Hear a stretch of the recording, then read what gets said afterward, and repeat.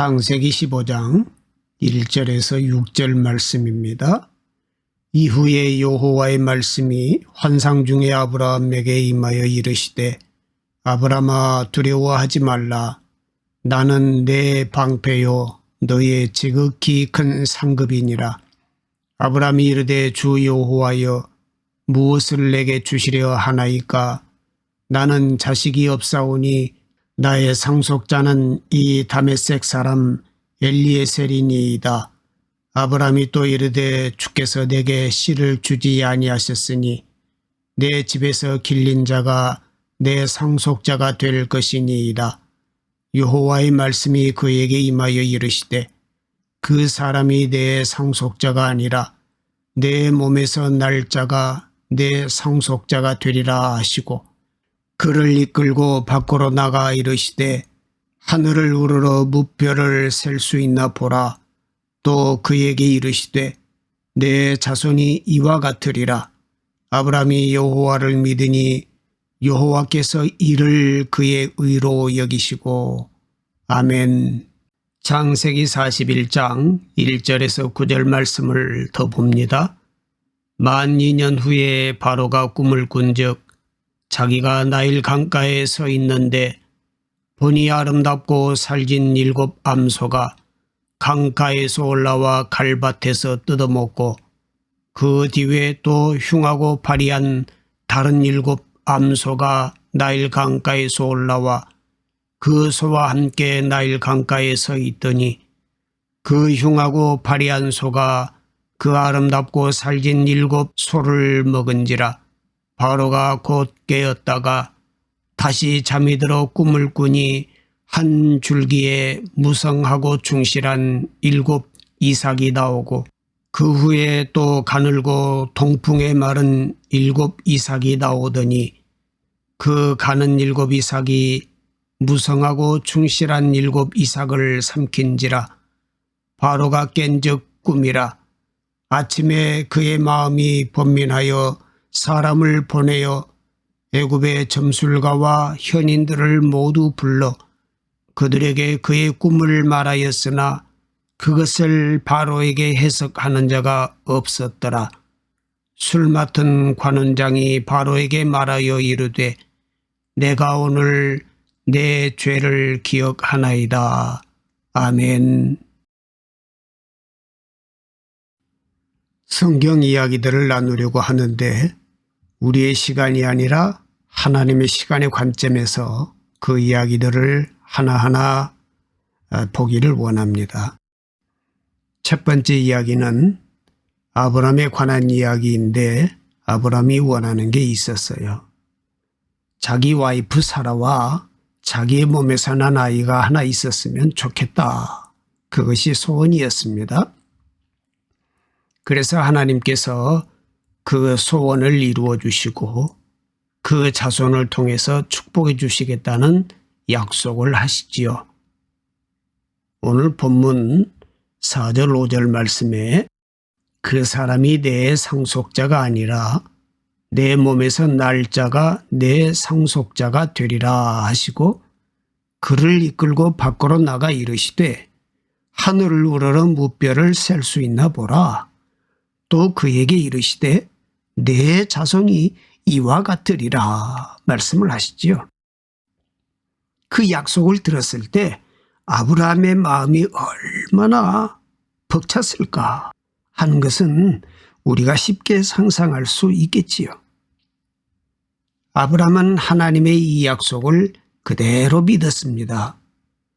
현실적으로는 믿을 수 없는 상황이었지만 하나님께서 말씀하셨기에 그대로 믿었습니다. 하나님은 아브라함의 그러한 순전한 믿음을 크게 보시고 그 믿음 때문에 아브라함을 의인으로 여겨주시지요. 6절 말씀이죠. 아브라함이 여호와를 믿으니 여호와께서 이를 그의 의로 여기시고 이렇게 기록하고 있잖아요. 아브라함이 하나님을 믿으니 믿을 수 없는 상황 가운데서 하나님이 말씀하셨음에 이루어 주실 것을 분명히 믿고 있었기 때문에 아브라함의 그런 믿음을 의로 여기셨다 그러신 거지요. 그런데 성경을 읽어보면 아브라함에게 하신 하나님의 약속은 당장 이루어지지 않았습니다. 아브라함과 사라의 몸에서 이삭이 태어나기까지 적어도 14년의 세월이 흘렀습니다. 창세기 16장 15절 16절 말씀에 보면 하갈이 아브라함의 아들을 낳음에 아브라함이 하갈이 낳은 그 아들을 이름하여 이스마엘이라 하였더라. 하갈이 아브라함에게 이스마엘을 낳았을 때에 아브라함이 86세였더라 이렇게 말씀하고 있어요. 아브라함이 이렇게 생각했을 것 같아요. 내 몸에서 난다고 그랬으니까 자기의 여종을 통해서 낳은 그 아들도 하나님께서 말씀하신 그 아들이 아닐까 생각을 하고서 이스마엘을 낳았는데 그 이스마엘을 낳았을 때 아브라함 나이가 86세였다라고 기록하고 있어요. 그런데 그 다음에 성경을 조금 더 보니까 17장에 하나님께서 다시 나타나셔서 사라의 몸에서 난 아이가 태어날 거야. 그 아이의 이름을 이삭이라고 해라. 한 그때 아브라함의 나이는 99세였어요. 그러니까 1년 후에 아기를 낳았으니까 아브라함의 나이 100세 때 드디어 하나님의 약속이 이루어진 거잖아요. 아브라함이 하나님으로부터 약속을 받은 때가 이스마엘이 태어나기 전이었으니까 아브라함의 나이가 85세쯤 되었을 거예요. 그런데 아브라함과 사라의 몸에서 아들 이삭이 태어났을 때는 아브라함의 나이가 100세였다는 말이죠. 하나님의 약속이 실제로 이루어질 때까지 15년이라는 세월이 걸렸습니다. 그 나이에 15년이라고 하는 세월이 얼마나 긴 세월이었을까요? 아마 굉장한 큰 기대가 큰 만큼 실망도 컸을 것입니다. 때로는 의심도 했었을 것입니다. 성경에는 없지만 때로는 좌절도 했을 것입니다. 그리고 또 하나님의 뜻이 이런 것이 아닐까 하고서 하갈을 통해서 이스마엘도 낳는 그 과정을 가져야 했습니다. 그러나 그 모든 과정 가운데서 아브라함의 위대한 점이 하나 있습니다. 긴 기다림의 과정 가운데서 결코 하나님을 원망하지 않았다는 것입니다. 하나님께 대한 믿음을 저버리지 않았다는 것입니다. 이해할 수 없었지만 인간의 이성을 초월하시는 하나님의 섭리를 믿으면서 하나님의 때와 하나님의 방법을 기다렸다는 것입니다. 그저 막연하지만 그러나 그 믿음을 간직하면서 살았다는 것입니다. 성경에는 인간들의 기다림과 인내가 필요한 하나님의 시간과 방법에 대하여 기록한 이야기들이 많이 있지요. 우리가 읽은 두 번째 이야기도 이 점을 우리에게 실감나게 전하여 주고 있습니다. 요셉에 관한 이야기인데 우리가 너무 잘 알고 너무 많이 들은 이야기이기 때문에 간단하게 오늘 본문 말씀 전에 있었던 내용을 요약해 봅니다. 요셉은 억울하게 옥살이하고 있었습니다. 그런데 그 감옥에 바로 왕의 측근 신하였던 두 사람이 들어오게 되지요. 하나는 술관원이었고 또 하나는 떡관원이었습니다. 상당히 높은 지위에 있는 사람이었기 때문에 요셉은 그들의 시중을 들어야 했습니다. 그런데 어느 날 두 사람이 꿈을 꾸었는데 요셉이 그 꿈을 해몽하여 줍니다. 그리고 그 중에 한 명인 술관원은 요셉이 꿈을 해몽해 준 대로 복원되어 바로를 섬기게 되었습니다. 요셉은 복원되어 감옥을 나가는 술관원에게 자기의 억울함을 해결해 달라고 부탁했고 또 그 관원은 반드시 그렇게 해줄 것이라고 약속을 합니다. 그런데 이것이 웬일입니까? 세상에 잊을 것이 따로 있지. 술 관원은 복원되었지만 요셉과의 약속을 까맣게 잊어버리고 2년이라는 세월을 그냥 보냈던 것입니다. 창세기 40장 23절 말씀에 보니까 술 맡은 관원장이 요셉을 기억하지 못하고 그를 잊었더라 이렇게 말씀을 하고 있어요. 요셉의 입장에서 본다면 참으로 땅을 치고 통곡할 일입니다. 아마도 요셉은 술 관원이 복원되면 정말로 며칠 혹은 몇 주 안에 자신도 감옥에서 풀려나게 될 것이라고 기대를 했을 것입니다. 기다리는 하루하루가 천년같이 느껴졌을 것입니다. 그런데 하나님은 요셉으로 하여금 2년이란 시간을 감옥에서 그렇게 보내게 하신 것입니다. 드디어 하나님의 시간이 다가왔습니다. 술 관원이 감옥에서 풀려난 지 2년 후에 바로 왕이 이상한 꿈을 꾸게 되었는데 그때서야 술 관원은 자기의 꿈을 풀어주었던 요셉을 생각하게 되고 그를 왕에게 추천하게 됩니다. 그 이후의 일들은 우리가 잘 아는 내용이기에 생략하도록 하겠습니다.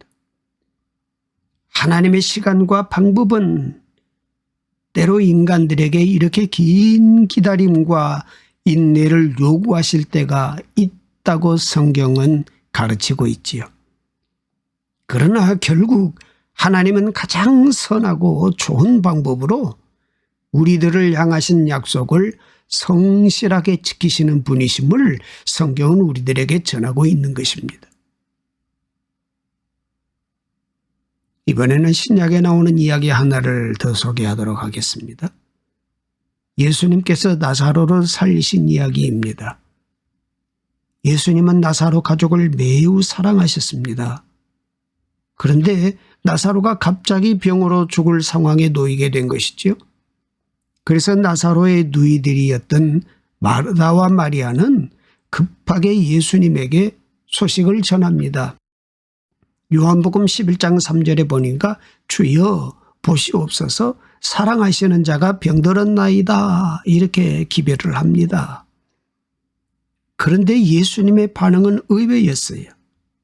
그 병은 죽을 병이 아니라 오히려 하나님의 영광을 드러낼 병이다 라고 말씀하시면서 오히려 더 여유 있는 행동을 하셨다라고 성경은 기록하고 있지요.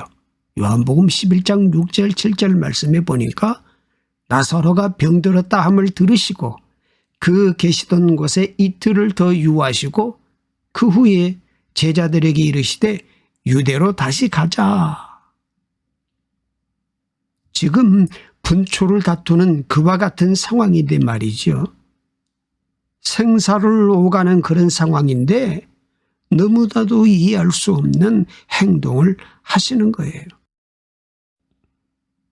물론 그 이후에 예수님은 무덤에 있던 나사로를 살려주시는 기적을 행하시지만 이러한 그 과정의 이야기들을 읽다 보면 인간적인 초조함과 답답함을 느낄 수밖에 없는 것이 솔직한 우리들의 심정입니다.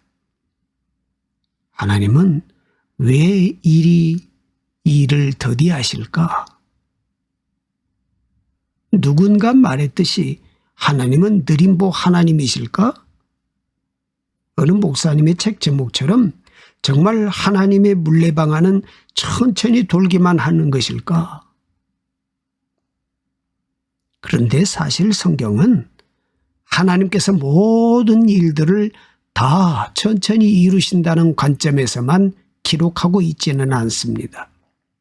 지금까지 예를 들었듯이 어떤 때는 인간적인 면에서 생각할 때는 너무나도 일을 느리게 하시는 것과 같은 이야기들도 있지만 또 때로는 하나님께서 우리의 상상을 초월할 정도로 급하게 일하실 때도 있는 것을 성경은 증거하고 있습니다. 성경에 나오는 많은 예를 다 들 수는 없지만 하나님께서 때로 급하게 일하심을 보여주는 몇 가지 예만 간단히 들어보죠. 첫 번째 이야기가 하나님께서 이스라엘 백성들을 애굽에서 구해내실 때 백성들에게 빵을 구울 시간도 아끼기 위해서 무교병을 먹으라고 말씀하신 내용입니다. 그리고 앞으로 계속해서 유월절을 지키면서 백성들을 향하신 하나님의 역사는 즉각적이요 신속한 것임을 상기시키기 위함인 것이죠. 또 하나님께서 히스기야의 병을 고쳐주실 때도 매우 신속하셨잖아요. 하나님께서 히스기야와 그의 나라를 위협하고 있는 아수르 군대를 무찌르실 때도 정말로 신속하셨어요. 이사야 37장 35절 6절에 이렇게 기록되었습니다. 내가 나를 위하여 내 종 다윗을 위하여 이 성을 보호하며 구원하리라. 여호와의 사자가 나가서 아수르 진중에서 18만 5천인을 쳤으므로 아침에 일찍 일어나 본즉 시체뿐이라 그랬습니다. 성경은 우리들에게 하나님께서는 일을 천천히 행하신다라는 것을 전하려는 것이 아닙니다. 또한 우리들을 향하신 하나님의 응답은 즉각적이다라는 것을 전하기 위함도 아닙니다. 우리들에게 전하려는 중요한 메시지는 하나님께서 일하시는 속도가 아니라 하나님은 우리들을 가장 좋은 길로 인도하시는데 그것은 우리들의 방법과 우리들이 정한 때가 아니라 하나님의 때에 하나님의 방법으로 일하신다는 것입니다. 동시에 우리들은 우리를 향하신 하나님의 사랑을 근본적으로 신뢰하고 하나님의 때와 방법을 기다리는 인내와 믿음을 갖고 그 과정 가운데서 날마다 순간마다 부어주시는 하나님의 은혜와 사랑을 깨닫고 누리며 감사해야 한다는 것입니다. 아이들이 차를 타고 멀리 여행을 갈 때마다 늘 들었던 질문이 있습니다. Are we there yet? 이제 다 왔어요? 언제 도착해요? 그런 영어의 뜻이죠. 엄마 아빠에 대한 기본적인 신뢰가 없기 때문이 아닙니다. 빨리 목적지에 도착하고 싶은 조급한 마음 때문이지요. 우리는 하나님께서 우리들을 사랑하시기 때문에 가장 좋은 길로 인도하여 주실 것을 믿습니다. 에레미야서의 말씀처럼 우리를 향하신 하나님의 생각은 결코 재앙이 아니라 번영이요 미래에 대한 희망을 주시는 것임을 잘 알고 있습니다. 그런데도 우리는 때로 하나님의 약속이 우리들의 삶에 더디 이루어지는 것 같아서 계속 질문합니다. 기도의 응답이 곧 오지 않을 때 계속 질문합니다. Are we there yet? 그때마다 하나님은 우리들에게 말씀하여 주십니다. 시편 40편 10절입니다. 너희는 가만히 있어 내가 하나님 됨을 알지어다. 일본의 신학자 코스케 코야마라는 분이 쓴 시속 3마일의 하나님이란 책이 있습니다. 왜 하나님의 속도가 3마일이라고 했을까? 그것은 사람이 보통 걸어가는 속도라고 말합니다. 하나님께서 3마일로 가시는 이유는 더 빨리 달리시지 못함이 아니라 우리들과 함께 걸어가시기 위함이라는 것입니다. 저도 이 말을 실감을 합니다.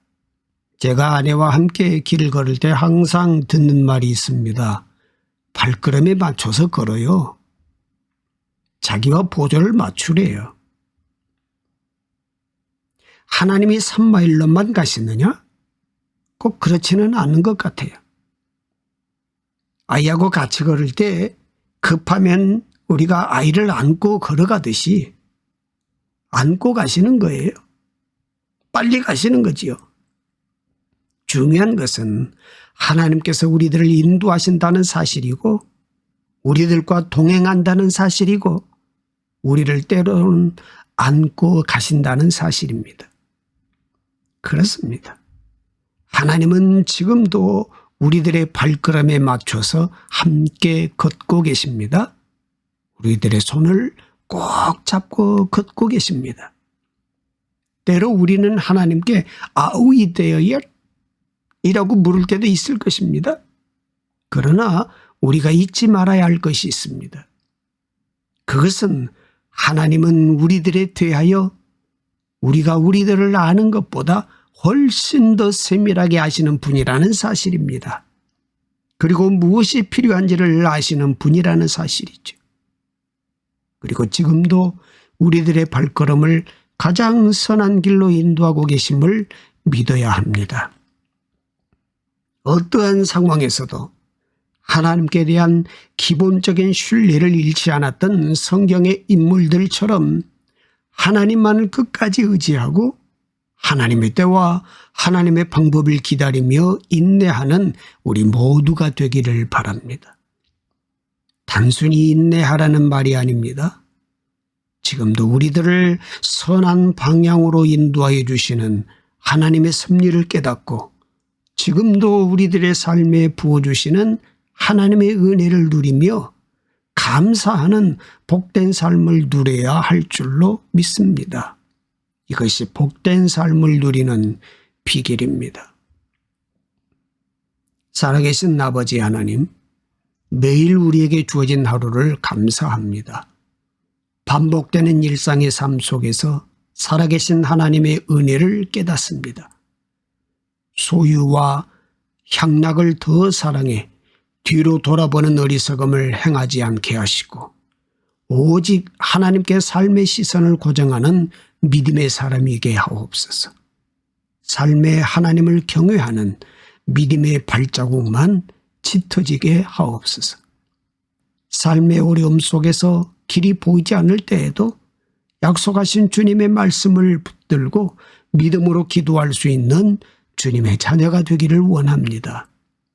보이는 현실에 불안해하지 않고 가장 좋은 것으로 인도하시는 하나님을 바라보며 순간순간 내 속도에 맞춰 동행하시는 하나님의 사랑에 감사하며 하나님의 시간, 하나님의 방법을 우리가 잘 알지 못하지만 신실하신 하나님을 신뢰하며 믿음이 흔들리지 않게 하옵소서. 열매가 연걸어가는 계절의 문턱에 우리의 영과 육을 새롭게 소생시켜 주실 주님께 감사드리오며 예수 그리스도의 이름으로 기도드립니다. 아멘.